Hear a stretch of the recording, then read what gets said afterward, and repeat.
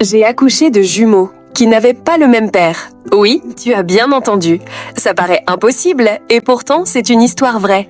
Et si toi aussi tu veux découvrir des phénomènes médicaux extrêmement rares mais totalement réels, abonne-toi à la chaîne, tu ne vas pas croire ce que la nature peut faire. Je m'appelle Léna, j'ai 28 ans et ce qui m'est arrivé est si rare que même les médecins avaient du mal à y croire. Ma grossesse s'est déroulée normalement. J'ai accouché de 2 petits garçons, 2 minutes d'écart. Mes jumeaux, mes miracles. Mais dès les premiers jours, quelque chose me troublait. Ils ne se ressemblaient absolument pas. Le premier était très clair de peau, avec des yeux verts. Le second avait la peau plus foncée, des cheveux noirs et bouclés. Au début, j'ai pensé que c'était simplement la génétique. Les faux jumeaux ne se ressemblent pas toujours. Mais plus les jours passaient, plus les questions arrivaient. C'est vraiment des jumeaux? Tu es sûr qu'ils ont le même père? J'ai commencé à douter, moi aussi.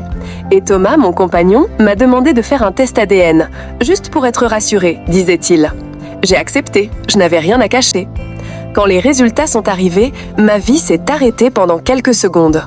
Le premier bébé était bien son fils, mais le deuxième n'avait aucun lien génétique avec lui.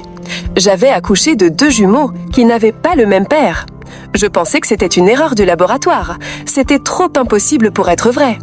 Mais les médecins m'ont expliqué que j'avais vécu un phénomène médical exceptionnel, l'hétéropaternité, superfécondation. Pendant ma période d'ovulation, mon corps avait libéré 2 ovules et j'avais eu 2 rapports avec 2 hommes différents à quelques jours d'intervalle.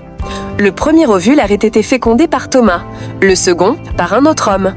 2 bébés, 2 pères, une seule grossesse. Quand j'ai compris ça, j'ai ressenti un mélange de honte, de peur, d'incompréhension et en même temps un étonnement profond devant ce que mon corps avait créé.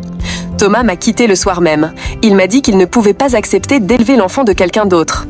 Et je me suis retrouvée seule avec 2 bébés magnifiques nés du même ventre mais portant 2 histoires totalement différentes. Aujourd'hui, ils grandissent ensemble. Ils sont unis, complices, inséparables. Ils ne se ressemblent presque pas, mais ils s'aiment comme des frères. Et parfois, quand les gens me demandent pourquoi ils sont si différents, je souris simplement. Parce que personne n'imaginerait la vérité incroyable qui les lie.